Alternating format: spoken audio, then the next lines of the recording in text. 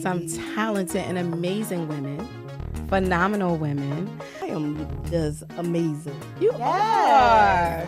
Right now, I'm feeling really blessed to be in your presence. Awesome. And I feel the same. That's my word. I do. That was my word as well. You gotta get another Change it. one. Yep, you gotta change it. But one of my girlfriends, she was like, if you don't put this in a book, and I said, I'm not putting it in a book. She's like, yes, we are. I could, so I could feel your energy right now. That was still That was still love. That was out of love. But what do we all notice? There is no what? men. There ain't no men. Yes. There ain't no men. There ain't no men. Welcome back to On Purpose with Stacey J, where our conversations are real, they're heartfelt, they're fun, and they're purposeful. And I'm excited to be here. Every time I get the chance to be here and be at the table with different people who already added value to my life and new people who do add value, it's a blessing to me. Because sometimes I'm going through something and I'm like, by the time I leave here, I'm like, oh, I feel so much better. I forget what I was even dealing with. But I'm not only here by myself today because, first of all, if you're watching out here, because I was getting a little bit of feedback. The ladies was like, where the ladies at? Yeah, because you was the only lady. I was the only lady here, but what do we all notice? There is no what? Men. There ain't no men. Yes. There ain't no men. There ain't no men. Not today. We kicked them out. There's no men. The only reason I missed them, I called one of them on my way here. I said, I'm going to really miss you because I don't want nobody to carry my bags up the steps. Look, I looked at those steps. I said, I'm going to kill Stacey. Yeah, I should have warned you. She'll put that in there. I should have warned you. I wonder why. Yes. Because I need my guests to show up. I'll come back. I will come back. Thank I just you. looked. I said, Yeah, she was like, it's a lot of steps. I'm like, oh no, they don't look. I'm like, Oh, it is a lot of steps. Mm-hmm. And they was cracking up. Like, they was like, goodbye. I was like, I am going to miss y'all today. Because there's always a bunch of men here and me. So they coming that down should the be fun, steps. though. This Yeah. is like my it's bags. It is fun. It is fun. It is fun. But today I got my beautiful co-host. Not only is she my co-host, she one of my riders. She one of my aces. She's a light. She's one of the lights to help brighten up the room, brighten up the space. She is on my board. Yes. She's an advisor. She's a lot. But she's my co-host today, my girl Des. yes, I'm so excited to be co-hosting On Purpose with Stacey J because I'll be watching. You be watching. Yes. Thank you. You are always so So now I supportive. don't know whose seat is this. This is Jim's seat, right? That is Kit's seat. Oh, Kit's That's seat. Mr. Kit's Okay, seat. okay. But see how comfortable you feel. Let me see. Yeah. Yes, Kit.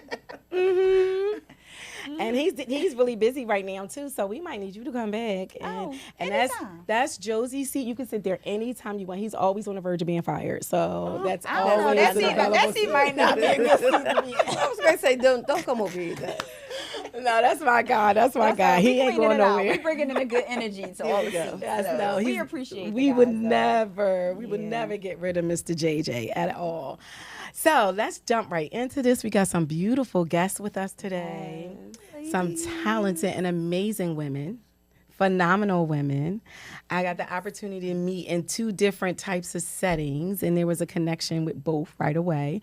But I'm going to let them introduce themselves, and when they do, I would like for you to share one word. When you just say your name, we're going to jump into who you are and everything, but just say who you are and the one word that represents how you feel right now. So my name is Desha Henfield. I am a minister at a church in Philadelphia, but I am also an author. I am a speaker. I am beginning to coach individuals, and I'm a poet. I am so many things. You everything, yes. I have a lot of different titles and a lot of different things. The biggest thing I am and the most important is I am a child of God. Yes. And if I was to give a word, I will say right now I'm feeling really blessed to be in your presence. Awesome. And I feel the same. That's my word. I do. That was my word as well. You but gotta I'ma get another change it. one. Yep, you gotta change it. I feel blessed as well.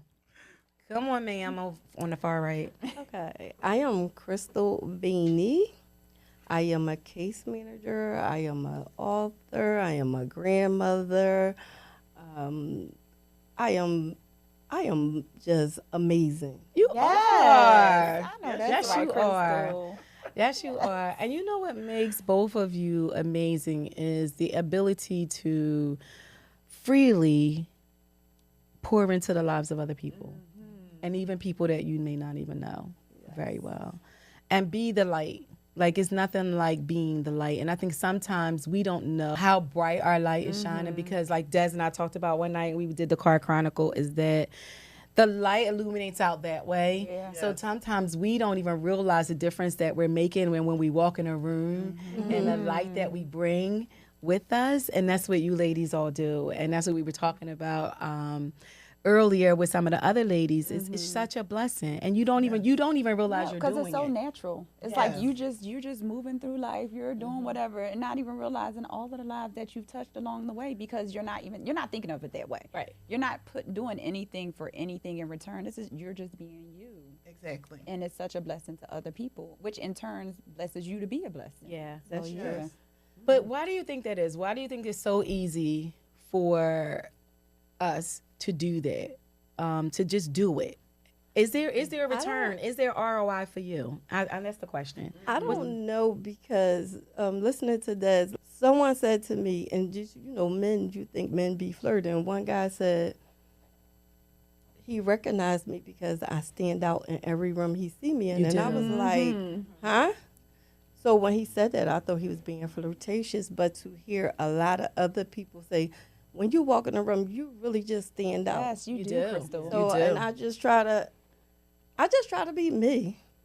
Yeah. Because for so long I wanted to fit in, and I couldn't. And now Because you wasn't meant to be. I know. Yeah. I know. You meant to stand out. I agree. I definitely agree with Des. You wasn't meant to be. I know that, so me and one of my guy friends, we always talk about the in crowd, and he always say, me and you, we not concerned about the in crowd. I said, nope, I never have been. I never, ever have been. I just wanted people to feel good in my presence. I wanted people to have a good experience with me. Yeah. But I never felt like you. I never felt like I fit in anywhere. And I think that comes with the price, too, of being saved and being called. Absolutely. You're not going to always fit in. You may not know that's what that is at the time. Yes. But, so, yeah. So you ladies are definitely the light, and we're really happy to have you here with us. One of the things that you both have in common, and there's so many things that you do, and especially with us as well, but the one thing the two of you have in common are that you're both authors. Yes. You both wrote books, and I am going to ask if Bianca, if you could look in there they are on that table. It's two of the books that I have with me today, the table with the lamp. I want to bring those books out. What I did was, I remember purchasing your book. How many books do you have, first of all? Thank you, honey. I have, I'm in, I think, about 6 books altogether. 6 Wow. books. 6 books. Yeah. Might be 7, but I'm going to say 6. Maybe Just in case you forget. Yeah, when, how? I'm struggling to do one, and you know I'm struggling to do one. I got a beef with you, too. I know. I got a beef with her. She's helping me write my book. Yeah. we gonna She do got to it get together. through all of the books she But I write. can't have a beef with her because I love her so much. It's no real beef, but That's okay. We can go eat. we can go eat. We can go eat that beef. Go eat that beef. That's a good one. No, I could never have a beef with you. Talk about that. 6 books. What was your first book? The very first book was a self-published book, and it was just my book. It was a poetry book, and it's Okay. called Inner Sanctum, Life, Love, and Poetry. And so that was just a compilation of poems that I had written over the years. I never intended to share them with anyone. But I mean, I would share them with friends here and there. But one of my girlfriends, she was like, if you don't put this in a book, and I said, I'm not putting in a book. She's like, yes, we are, because I had them printed out. She said, well, give them to me. She took them home. She typed them into the computer, and she was like, oh, this is going to be your book, because, this is going to be a book. And so that's how it became a book, because she was a so great in tune with me, and she really believed in it. Because some people would read my poems and be like, this should be a Hallmark card, you know. And I never did anything with them because they were for me. Yeah. But so that was my first book, and then I was in The Purpose in My Pain, which is by Dr. Tamika Hall. So it's an anthology. So I was a contributor. So that's how I was in these books. So The Purpose in My Pain, God Blocked It, I think Taking Off the Shades, and is another book I'm forgetting. Can't even remember the name, but I did give him a story. He don't look And like then- what we've been through. Oh, that wasn't the book. I didn't get. Oh, so I do have 7. But okay, so, so we don't look like what we've been through. I'm part of a women's community, and that was the book from the women's community. Okay. And then my book, where I am the visionary author, is the one you have sitting on the table, and it's called Letter to the Little Girl. Letter to the Little Yes, Girl. and that was a book God gave me several years ago, and I guess I just had to get the right people in place to share their stories, and then I put it out. I love it. So I how love do it. you know, like, what comes to you when someone asks you, like, can you contribute, or when you get started to write a book, like what are you thinking? One is really hard. Like, if it's not my thing, my book, my work, things that I want to say, it's hard. Like, I got to think about it. Like, so one book I contributed to, I didn't write my chapter till the day before it was due because that's when God gave me the words. Yeah. And so most times I pray about it first. Okay. You know, because maybe I'm not aligned with what you're trying to do. Maybe this is not the anthology for me to be in. Like, I've jumped out there. I have a couple I just jumped out and I was in. So, I mean, I was authentic in what I wrote because I shared my heart. But now I'm at a point in my life, I don't do anything without praying about it first and moving. Like, I am going to help her with her book. I know she got beat for me, but I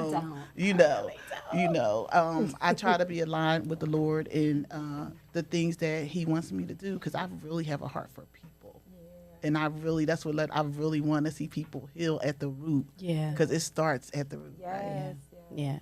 And truthfully, I haven't been committed to the process. I just started really setting aside some time to get committed. And so, no, I was only joking with you. I wasn't even ready. I got so much on my plate. But I know I need it because it is, to your point, I feel like what I've even started, it's been a healing already.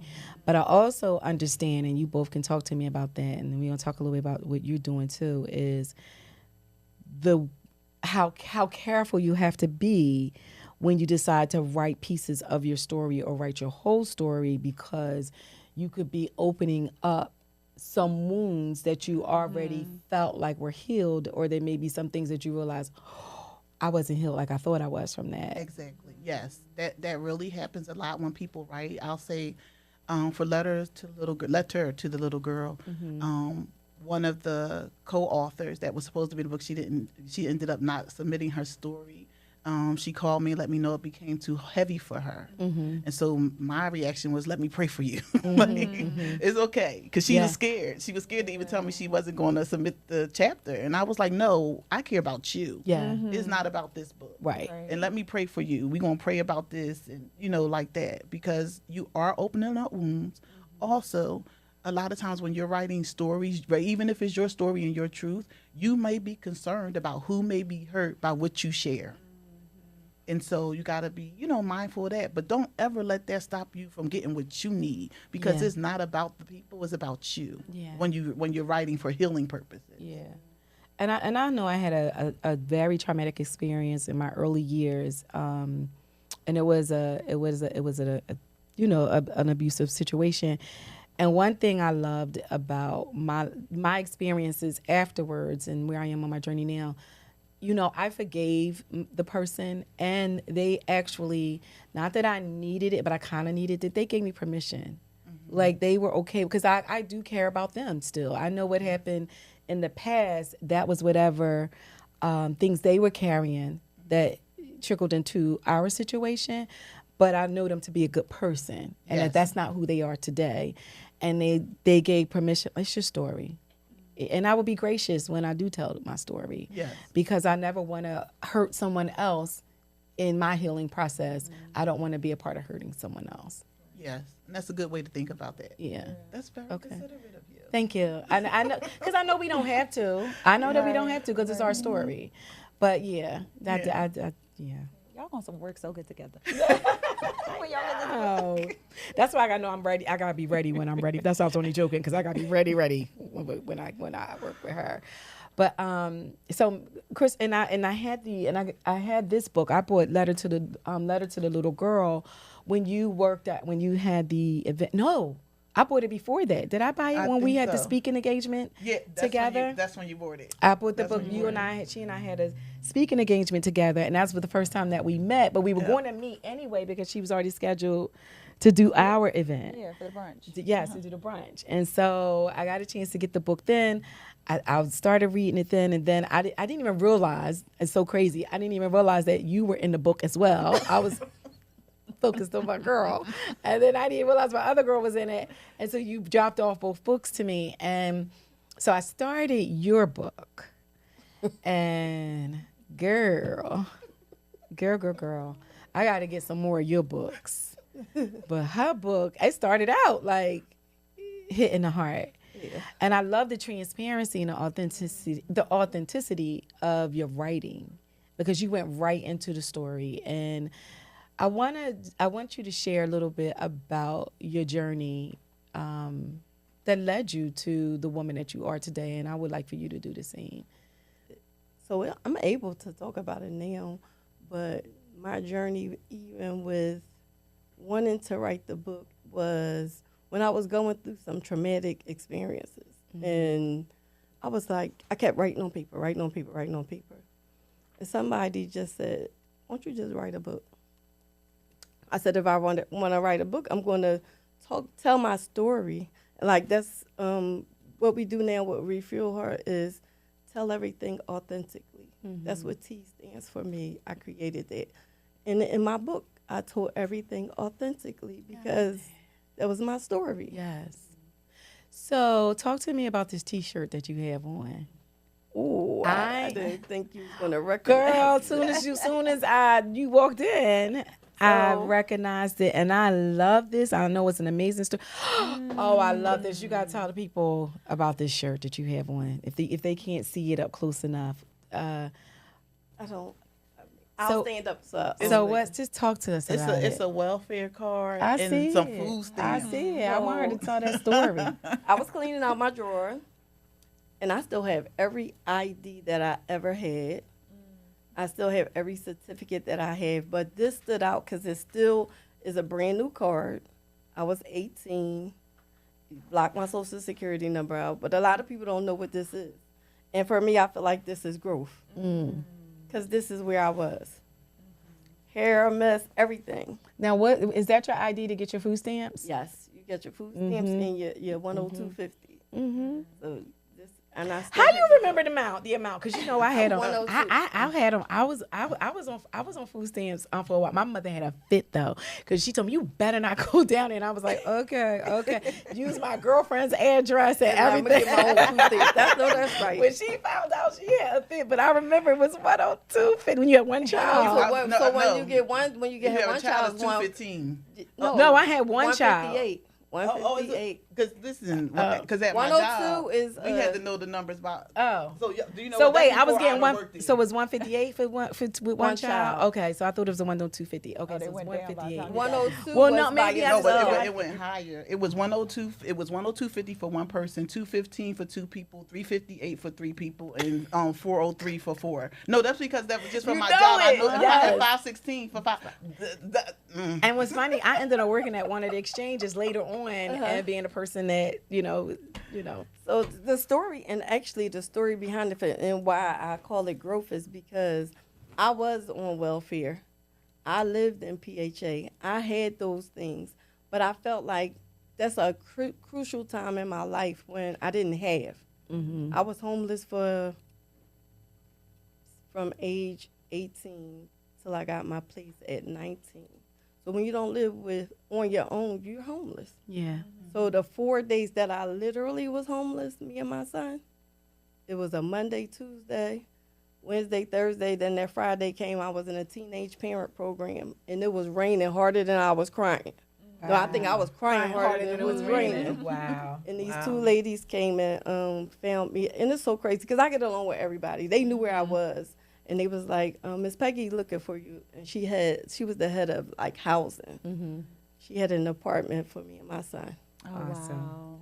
I took those 4 trash bags, and we was going to sleep on those trash bags. But a friend of mine bought my son a bed. I didn't even care. I wanted to. It was a place to call my own. Yes. So when I had my second child, they gave me a house. My rent in my apartment was $19. My rent in my house was $1. Wow. Praise God. And I see people getting stuck in that situation. Yeah. And I felt like that was something that I needed assistance with, because I feel like that's what it is, assistance. Mm-hmm. So for myself, and I don't judge anybody, it was growth for me Yeah. because I have 2 children, had a part-time job. I want to buy a house. Yeah. So right now, I've been in my house 24 years. I owe $14,000 on my house. And it's growth. Yes. And I'm still growing. Yes. Do you ever sit and think about where you've been and where you are today All and the just time. get you do? All the time. You do. All What the is what does time. that feel like? Well, now being around all of the positive women, because you rarely find that. So the positive women in my life, and realizing where I came from and that it means something to a lot of people. I just feel like I need to do these things. I didn't realize the accolades that came with it, because I feel like that's just me. That's because people are watching, and we never know who's watching us. Do you know, Yes. at work they told me that. So it was a top person in my job. They needed help for one of their people. And she said, I had to let them know you did your job. And that's what I feel like we all should do. But when my mom died and she told one of my friends to leave a legacy, I was like, what does that look like? But to see both of my grandchildren see my mom and be like, I want to write a book because you did. Yeah. I love that. You gotta be, they, like you just said, they watching. These children really are watching. Now, you got these grandmoms out here that just be like, take your child, what do you do with your grandkids? Because for me, my grandkids mean the world. Yeah. Yeah. I love that. And I give them the tools Mm-hmm. to do what they need to do. My Yes. granddaughter is in her second semester and still maintained her honors. Awesome. So, Desha, Yes, ma'am. we know that the first book was poems. Yes.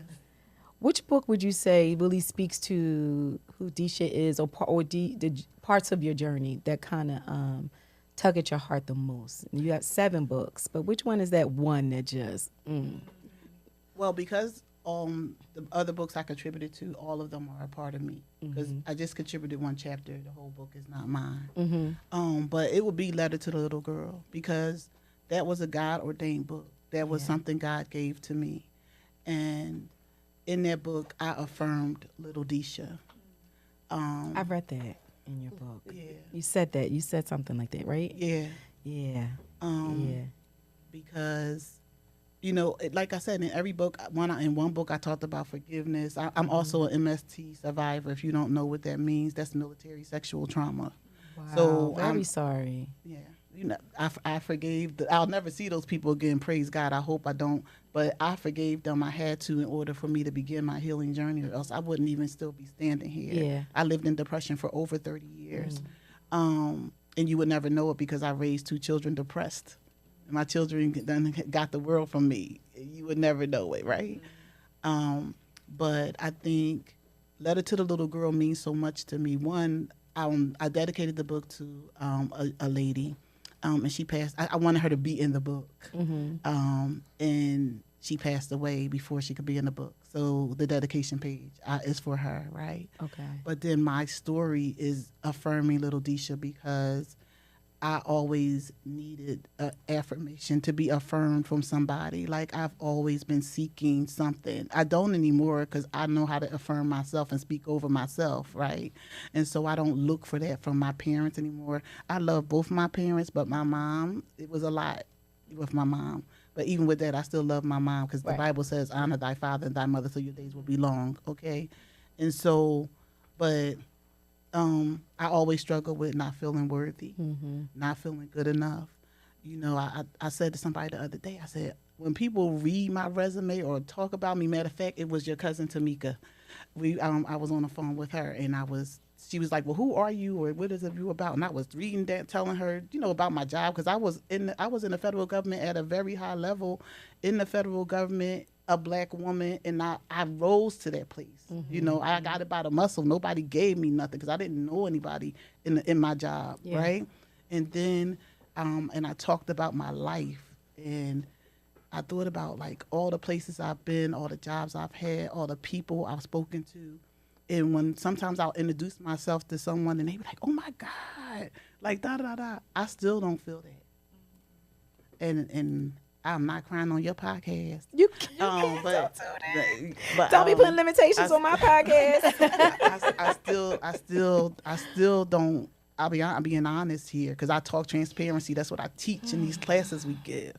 I still don't feel that. Like I am accomplished. Real talk. I'm accomplished. I've done some things, and I've done it on my own. I've raised both my kids single, and that was never what I wanted to do. I was married for a hot second, and I thought that I would have a husband to do this thing called life with, and I didn't. And it took me years upon years and laying on the floor in a hotel room and crying out to God to heal from that, because I just couldn't get over the pain that my heart had broken so badly. And it was years after I was divorced that incident happened, right? And that moment with God happened. But letter to the little girl, I'm affirming Desha, but I'm affirming all the little girls that need affirmation. Yes. You are somebody. You are loved. You are worthy. You are beautifully and wonderfully made. Right? Yes. I want them to feel that. Yes. I feel it. I'm sitting here like, you see, I'm sitting here like, yes, yes. Do you think that the tears, because I've gone through, and we could talk a little bit about that, but I've gone through heartbreak too, right? More than once. And do you think the tears and the parts of your heart that feels like it's broken is more about that person or more about that little girl experiencing that rejection once again? Wow, you better come on, Dr. I mean, I just be Stacey. trying over here, You know what? As you said, I think it's more about that little girl, because the thing is, a lot of what we desire as adults, or a lot of what we bring into our atmosphere or into our space, is that desire we held onto from being a child, right? Yeah. Little Desha still, like, I'll use my mom as an example. Like my mom, I know she loved me, but it was a lot with my mama, right? And as an adult, it took me till I was like 30 in my 40s to set boundaries with my mom. Like, she was still giving me that same stuff, right? Yeah. But I always wanted my mom, and I mean, she's told me she loved maybe as a kid and stuff, but I never was hearing that and stuff like that, and I always wanted that. One year, I think maybe in my late 30s, early 40s, she gave me a birthday card. I hadn't had a card from my mom, and I don't know how long. In that card, she said she loved me. Wow. She will never know how the chains fell off. Wow. Lord, I'm not crying. Wow. You will never know how the chains fell off when I read that. And even though she still, say what she say and do what she do, I will never forget that moment when I opened that card and it said in the card, I love you. I love you. Because that wasn't something. Yeah. Wasn't that powerful? I could, so I could feel your energy right now. Yeah. Because you know why? When I was younger, I had that experience. So I grew up old school in a house full of everybody. And so my mom wasn't like a touchy, lovey-dovey person, but she loved you. But it's like, all right, I want to feel it. So it wasn't until probably around the same time, like 30s, I would say mid-30s, when I used to, I was heavy in church. Like, I had the keys to church, everything. I was always in church. And so I was like, you know what, even though she doesn't say it, I'm going to just start saying it to her. So I would just say it to her and keep saying it. And then eventually, like, she would, say it back. And then, like, she would actually hug me. And I was like, like you said, you feel like the little girl, like, oh, that felt so good. So I can relate to that. And I think some of it may be the times, the culture, like our culture and times, because my mom was amazing. Like, anybody who knows me know I'm going to scream to the hilltops, my mom was amazing. But my mom was not affectionate when I was coming up. But she was never mean to us either. Like, she was the pushover. Like, you get in trouble, you'd be like, Mommy, can you beat me? Like, literally, we would ask. But she'd be like, no, your father gonna get you when you come home. Be like, no, but can you do it? She'd be like, knew because she be hitting my canopy bed, like the pole, the canopy bed, everything. And that's so crazy that y'all say that. Now all three of y'all said opposite. And my mom, even in her addiction, told everyone she loved them and showed it. Yeah. And see that's amazing because at least you know, regardless, in addiction, out of addiction, you knew that your mom loved you. I knew my mom loved me too. I don't think it was a question. That wasn't a question growing up because it was just normal. You know what I'm saying? It was just normal. But it some wasn't. kids want to hear it. Yeah, I don't think that was a question in our household because we felt loved. Like we knew there was no in there like, do my mom love me? Do my mom love me? Seriously, because I get and I can relate and understand what you're saying. I can't say that I didn't know that my mom loved me, but that wasn't, my mom had been through a lot. My mom went through her own traumas and became a mom when she was 14 years old. And I really don't think it was something that she chose to do. I think something happened to her, not to tell her story, but she was resilient and she did what she needed to do as a young teenage girl. So I think all her life I was watching her do what she needed to do for her family. But then as we got older, that's when, like you saying, when we got older, that's when she started verbalizing it. My dad doesn't, we was coming up, he wasn't like, oh, I love y'all, I love y'all, I love y'all. It was like, y'all better act right. Y'all better do what y'all supposed to do. But then as you got older, they started using those words. Yeah. But we felt it. I never felt unloved unless I was going to get a beating or be on punishment. That was still love. That was out of love. So I get it, and I love that for you because, and for any woman or young girl, because when I was reading your story, and I found it interesting that you had to take on such a motherly role at such a young age. And you definitely, we all have a journey, but I was like mesmerized because I can't wait to read these. You gotta read it. You gotta read them. I'm not finished now. I was trying to read this one, then I was trying to read that one, and but talk about that, being a young girl and even stepping in the shoes because your mom was that person everybody in the neighborhood loved, if I'm right. Everybody in the neighborhood loved your mom. Your mom was that girl, but a disease took over and changed her life and changed your life, and you had to step up. So I was 13 when my mom became an addict. My mom used to wash and do my sister hair every week. Like we was ready for school every week. So I remember those days, but it seemed like the addiction took over more than what I remember back then when she wasn't coming home. So I had to watch my sister. We had to fend for ourselves. So 8th grade, I knew I was failing. I told my mom I was graduating. I borrowed the dress from one of my girlfriends. I read that in your book. And my mom did my hair. She was all happy. And we got to the school, and everybody had their little blue. I got a picture. I'm going to send it, show y'all. I had a white dress on, but everybody had the blue ribbon on but me. So I told her that I wasn't graduating. I told her I wanted her to hurt like I was hurting. So, but my mom had another kid. So it's like all of these children are now going to be on me. Mm-hmm. So that was a lot. It was I didn't even know, like at age 15, I got pregnant, and my mom thought I did it intentionally. That's in my book as well. My mom thought I did it on purpose, so she made me have a baby. So I had those great uncles that gave her the money. She needed an abortion. My mom wouldn't do it. So I had my kid. So now I got my kid and my siblings, trying to make it. Went back to school, tried to get a GED. That wasn't working. So I just stopped that. But raising a kid at age 15 by yourself, it's like I was lost. Yeah. But what was that moment in your journey? Because you are so amazing. Like your word today was amazing. And what was that moment in your journey that caused the pivot that caused you to just evolve, that started the process to you becoming the amazing woman that you are today? I almost died in 2015. I had a filter put in me that prevent blood clots from traveling. And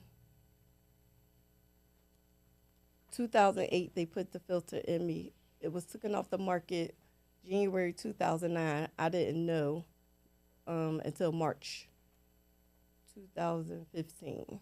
That's when the filter broke. It pierced my heart, sent me into the heart attack.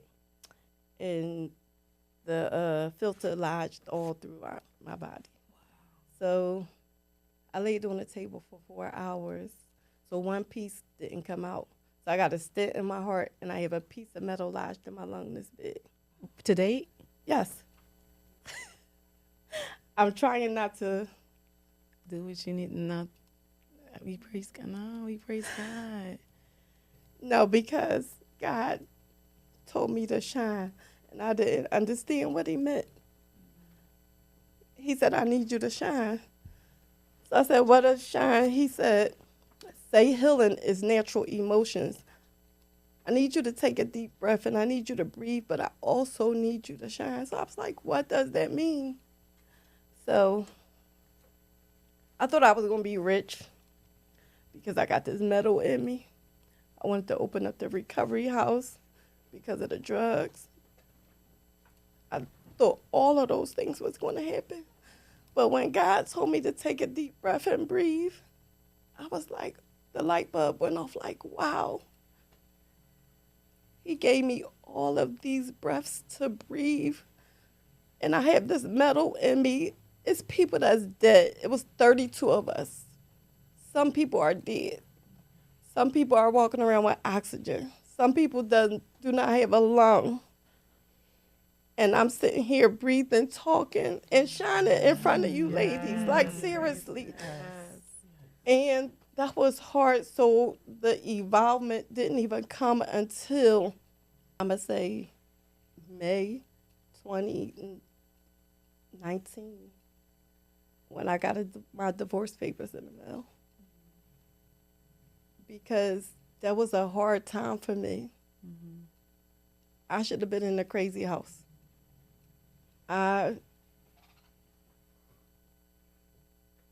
We renewed our vows. My mom died 2 months later. So the story with my mom is she called me to tell me that it was nothing else that the hospital could do for her.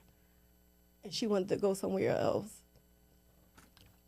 Every organ then failed. And I was like, Mom, you can't do that. So she asked me not to tell nobody. But 2 days later, she goes back in the hospital. And she made a request. She was like, I need y'all to give me some pig feet, chicken, potato salad. And she wanted this candy bar. I forgot what it was. But we made all of that happen except the pig feet. So that was that Monday, Tuesday. They said we had to go to the hospice facility on Saturday. My mom came 10 o'clock that morning. So I made sure, like, everybody came, prayed, did everything. We just want to make her comfortable. So it was so many people in that room, y'all. 10 o'clock that night, one of my girlfriends wanted to come, and she couldn't get in the building. So my sister and my cousin that was in the room with me went downstairs to let her in. So Smokey Norfolk came to my head as soon as they left out the door. And it was like, Lord, I need you now. So I just turned to my mom. I was like, Mom, don't be selfish. It's going to be okay. Because she told the hospice nurse she was scared to leave her daughters. I was like, just go. I said, I'm going to make sure me and my sisters be okay. My mom put her hands on her chest like this, put her feet together. 10:26, she took her last breath. Wow. And I knew I was going to, like, have to hold my sisters when they got back in their room. And that was hard.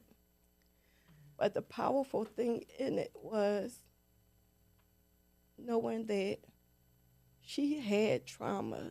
The addiction was just something she picked up. Yeah. But the trauma.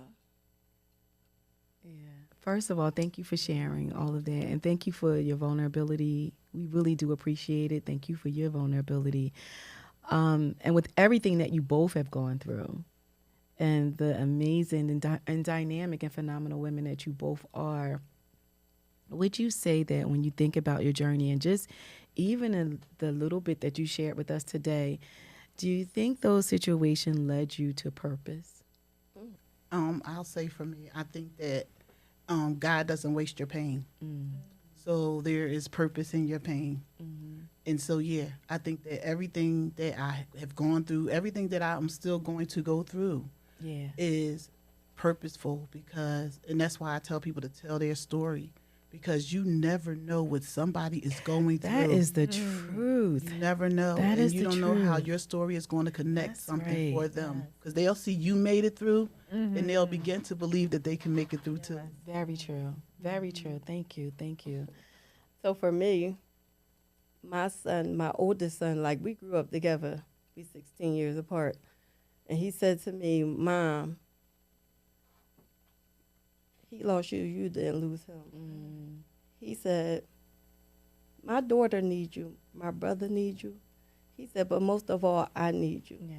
He said, because I got a dope mom, but I need you to believe that. Yes, son. Them sons is something, girl. I tell you. I wouldn't be sitting here right now. That wasn't that one. So them sons are something. They are. So let me ask you a question. We gotta go. They're giving me all the signals up in this thing. I be trying to ignore them, act like I don't see them, but they double team me. She come from this thing, he come from there, and go so. It does go by really quick, especially when the conversations are good. So y'all gotta come back. We are not done. Yes. I do want you to think about your one word that you want to check out with, and while you do that, if you want to share anything that you have coming up that you want the good people to know, or anything about you before we leave here, what do you want to share real quick? We do this thing called Refuel Her, and it's normally the first Friday of every month. Okay. This past Friday, the first Friday of this month, I introduced journaling to them with some journaling prompts, and that was good. And so this coming month is, it's going to be Poetry Month. Nice. Because it's National Poetry Month, and I'm also a poet. So we're going to delve into that.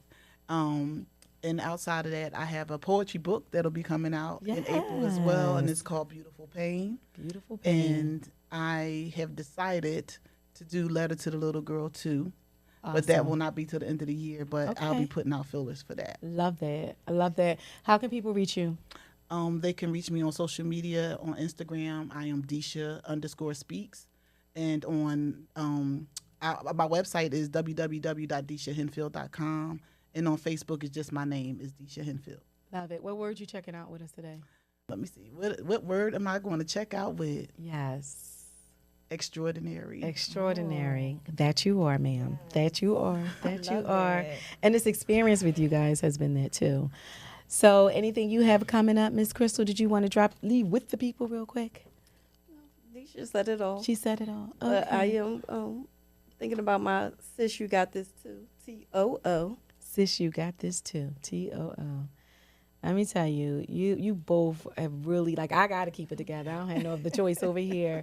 But you definitely touched my heart with everything, and Dez's as well, right? Everything. As you that see, I can't keep it together. They already say I'm not good with timing. I'd have been in here balling and they be I like, wouldn't do it. making all the waves in the air. But thank you so much. And what's your word that you're going to leave us with today? Well, I have a word, but it's an acronym, and it's Okay. KEY. Keep elevating you. Yes. You got them acronyms, boy. T. What's T again? T is Tell everything authentic. tell everything authentically.